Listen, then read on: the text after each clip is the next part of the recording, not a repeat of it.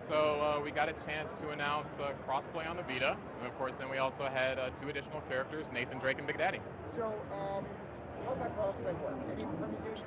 Any combination, any number of players on the Vita, any number of players on the PS3, both locally on your couch or online over PSN. Okay, well, we're going to do a live demo. Okay. Because last night we also introduced a couple of new characters. Yep. They are... Nathan Drake from Uncharted and Big Daddy from Bioshock. I didn't. We're going to do a live demo here, and we have 4 lovely volunteers from Superball. How you guys doing? Just want to let you know, these guys, hold up your controllers, gents. We're doing this live, so we'll do it live. That's a thing. Right. All right, now let's come on back here, and I'm going to get out of the way. Let's narrate. We have Big Daddy here. He is big, and that's Nathan Drake. This is the first time I've seen this running Yeah, that's live right. in front of us. So Drake, Big Daddy, going to be going up against Kratos and Parappa on Sandover Village, a level from Jack and Daxter. So Nathan Drake has a very interesting playstyle, of course. He uses a wide arsenal in his game, different guns, but also is proficient in the melee, the punching and the kicking, so you'll see him do that as well. Big Daddy, definitely a powerhouse once he gets started. Sort of hard to stop him. Ooh, a little appearance by little sister there. That was pretty cool. There you see Big Daddy using 55-gallon drums and AK-47s. They all have different tricks that allow them to get AP. There you see Big Daddy trying to make it out of the water, doesn't want to get hit by Sharky. You almost feel bad for Parappa when Nathan Drake pulls out a gun and shoots him at point-blank range. That was never meant to happen in the original vision, I don't think. Yeah, a lot of people feel like Parappa's a little disadvantaged, I guess because in his series it's mostly about love and sunny funny and, you know, rapping. Learning how to drive. Exactly. Holding your water. That's right, that's right, and also saving his hometown from an alien invasion by the Noodle aliens in the second game. But really actually good at the Kung Fu. So what's happening here in the background? So looks like some Hot Shots Golf folks. That's right. The Sandover Village has been invaded by the golfers of Hot Shots Golf, and of course, anytime they see a green, they're going to start teeing off. It just so happens that there are our 4 players in the way. If they stand in the way of the golf balls, they'll actually get that super energy, that AP meter knocked out of them. So they don't want to be in that fire. All right, that is an RPG. Yes, the RPG 7, actually from Uncharted.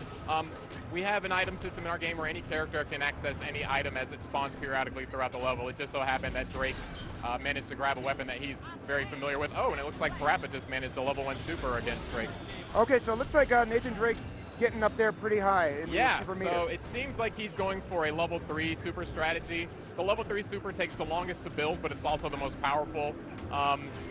Drake's level 3 super actually inspired by one of the more fearsome enemies from Uncharted 2. I'll leave it as a surprise. All right, so I think I know where we're going with this. Okay.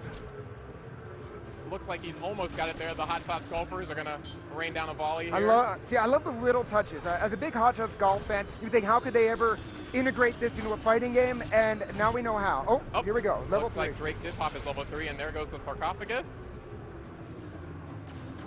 And there you go. Oh, they turned into the nasty dudes from Uncharted 1. That's right. So Drake now has Eddie's golden gun. Oh, he managed to kill everyone. And here they go again. They can actually attack him. If the Descendants can gang up on Drake, they can actually prevent him from getting kills. Very clever. So when you were thinking about that, there's so much lore from 3 Uncharted games, you know, and Golden Abyss to pull from. Yep. Like, it was hard to narrow down where you were going to go with that. Yeah, definitely. Characters like Drake, Kratos, we also had the same challenge with. They've been in so many games and they've done so many interesting things. We're almost out of time here. Each round lasts 3 minutes. 3 minutes, yep. And then we find out whoever had the most KOs. That's right. So it's a ratio of your kills versus your deaths. Let's see here. Didn't look like Kratos. No Big Daddy, no Parappa. And yeah, Drake took it. There we go. So you can end up with a negative score. That's right. So every kill is worth 2 points, but every death is worth negative 1 points. So you see there, Kratos died twice, so he has negative 2 points. Yeah, I'm very quickly. I'm like, 4 times 2 months. That is 7. So that's right. The code is right. Let's run another match. I want to see a little bit more of Big Daddy. I would love to see what his level 3 super looks like. Yeah, he actually also has a really interesting play style. He will incorporate different elements from the Bioshock series. So you'll see him using plasmids.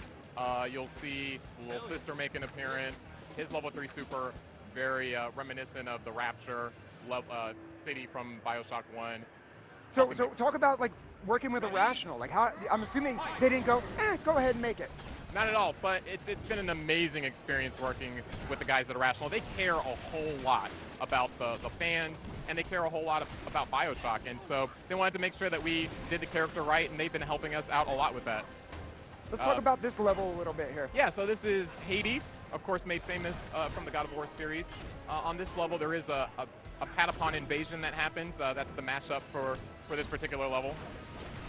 Yeah, I remember when I first heard about this game, I was thinking the Patapons would fit in so well, because I was thinking back to like Marvel vs. Capcom 2 and Servbot, and those little guys come flying in. And yeah, so that's right. Very pleased as a Patapon fan, managed to work that in. Yeah, they're most effective, in large groups. So you'll see an entire army eventually march in and give Hades a run for his money. So we switched out.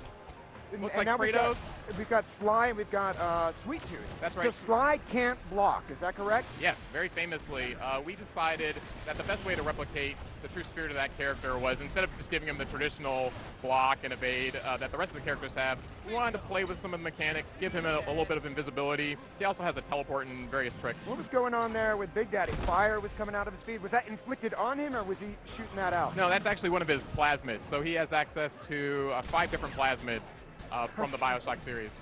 That's pretty cool. Yeah. Looks All like right, got he's the getting rocket real launcher there. close to that level 3. So picking up these orbs is a faster way of adding more to the meter, correct? That's right. There are various abilities, items, and different attacks that can actually eject the energy meter out of different players, and then once it's out, it manifests as the AP balls, and then you can go and pick those up for additional meter.